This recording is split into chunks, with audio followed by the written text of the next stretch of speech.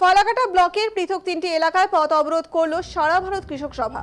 শুক্রবার ফালাকাটার খারাকদম হিমঘরের সামনে, ফালাকাটা বীরপাড়া 17 নং জাতীয় সড়ক, দেওগাঁওয়ের দোকানের পাড় এলাকায় এবং ময়রাডাঙ্গা কুঞ্জনগর বাজার এলাকার সামনে পথ অবরোধ করা হয় সারা ভারত কৃষক সভা ফালাকাটা থানা কমিটির পক্ষ থেকে।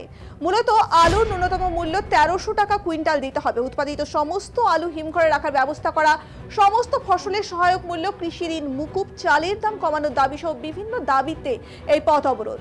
এই পথ অবরোধের ফলে ফালাকাটা বীরপাড়া 17 নম্বর জাতীয় সড়কের যোগাযোগ ব্যবস্থা বন্ধ হয়ে যায়। পরে বেলা 12টা নাগাদ পথ অবরোধ তুলে নেন আন্দোলনকারীরা, স্বাভাবিক হয় যান চলাচল।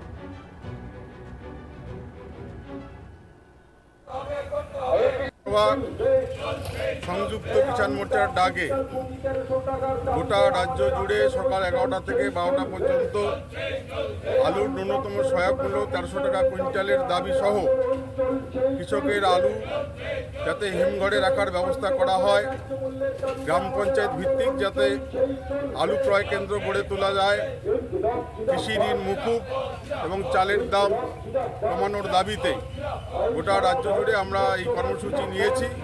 তারই অঙ্গ হিসেবে ফালাকাটা থানা কমিটি আজকে আমাদের ব্লকে খারাকদম হিমঘরের সামনে, দেওগাঁও পার্টি অফিসের সামনে এবং ময়রাডাঙ্গায় কুঞ্জনগরের বাজারের সামনে তিনটি জায়গায় এবং আমাদের জেলার পূর্ব প্রান্তে কামাখ্যাগুড়ি এবং আলিপুরদুয়ার 2 নং যে ব্লক রয়েছে তারা যৌথভাবে এই কর্মসূচি পালন করছে।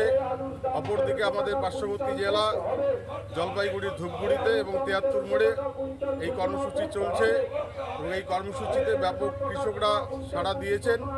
আশা রাখি আমাদের মানুষ কিছুক্ষণ সময় কষ্ট হলেও আমাদের এই আন্দোলনে সহযোগিতা করবেন এবং সর্বোপরি এই আন্দোলনকে আরও ছড়িয়ে দেওয়ার ক্ষেত্রে আগামী 20শে এপ্রিল আমরা শ্রমিক কৃষক